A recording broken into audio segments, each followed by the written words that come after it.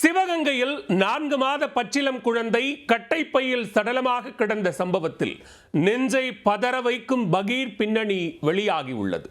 10 மாதங்கள் சுமந்து பெற்ற தாயே குழந்தைக்கு யமனாக மாறிய கொடூரம் நிகழ்ந்தது ஏன்? சிவகங்கை அருகே நாட்டாக்குடியைச் சேர்ந்தவர் 42 வயதான சந்திரசேகர் நாகர்கோவிலைச் சேர்ந்த மஞ்சு என்ற பெண்ணை காதலித்து திருமணம் செய்து கொண்டார். மனைவியின் நடத்தையில் சந்தேகப்பட்டு அடிக்கடி இருவருக்கும் இடையே மோதல் வெடித்துள்ளது. கடந்த 21ஆம் தேதி வீட்டை விட்டு வெளியேறிய மஞ்சு நாகர்கோவிலில் உள்ள தனது தாய் வீட்டுக்கு சென்றுள்ளார். அவரிடம் போன் செய்து பேசிய சந்திரசேகர் குழந்தை எங்கே என்று கேட்டுள்ளார். அப்போது நாட்டாக்குடி கட்டப்புலி கோயில் அருகே ஒரு கட்டை பையில் குழந்தையை வைத்துவிட்டு வந்ததாக அலட்சியமாக கூறியுள்ளார்.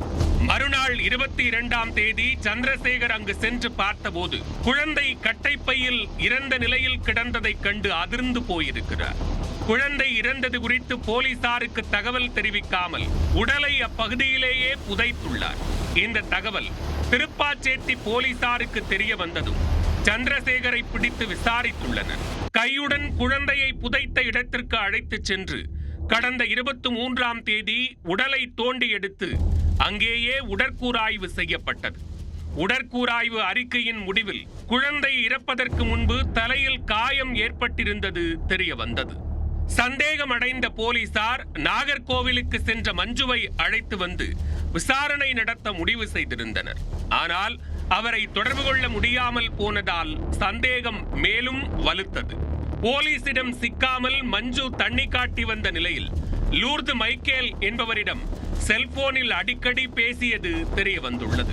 இதனையடுத்து லூர்து மைக்கேலை பிடித்து விசாரித்த போது தென்காசி மாவட்டம் ஆயக்குடியில் மஞ்சு இருந்தது கண்டுபிடிக்கப்பட்டது. விரைந்து சென்ற தனிப்படை போலீசார் 5 நாட்களாக போக்கு காட்டிய மஞ்சுவை அழைத்து வந்து விசாரித்த போது பல திடுக்கிடும் தகவல்கள் தெரிய வந்துள்ளன. அதில் அவரின் உண்மையான பெயர் மஞ்சு இல்லை என்றும் ஷாலினி எனவும் கல்லை தூக்கி போட்டுள்ளார். நாகர்கோவில் அருகே மந்தானப்புதூரைச் சேர்ந்த சேகர் என்பவரின் மகளான இவருக்கு ஏற்கனவே ஜெபின் ஜோஸ் என்பவருடன் திருமணமாகி 6 வயதில் ஆண் குழந்தை உள்ளதாக கூறி போலீசாரையே அதிர்ச்சியடைய செய்துள்ளார். முதல் கணவரை விட்டு பிரிந்து வந்து கோவையில் தங்கியிருந்த போது சந்திரசேகரை காதலித்து திருமணம் செய்ததும் அம்பலமாகியுள்ளது. சந்திரசேகரின் முதல் மனைவியும் பிரிந்து சென்று விட்டதால் அவருக்கும் அது 2வது திருமணம் என்பது தெரிய வந்துள்ளது.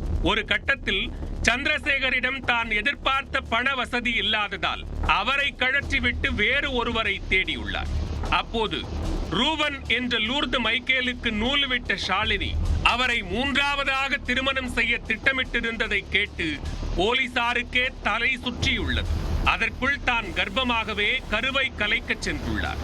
மருத்துவர்கள் மறுப்பு தெரிவித்ததால் வேறு வழியின்றி குழந்தையை ஷாலினி பெற்றெடுத்துள்ளார். வேண்டா வெறுப்பாக பெற்றெடுத்த குழந்தையை தனது சுயநலத்திற்காக கொலை செய்யும் பாதக முடிவை எடுத்துள்ளார்.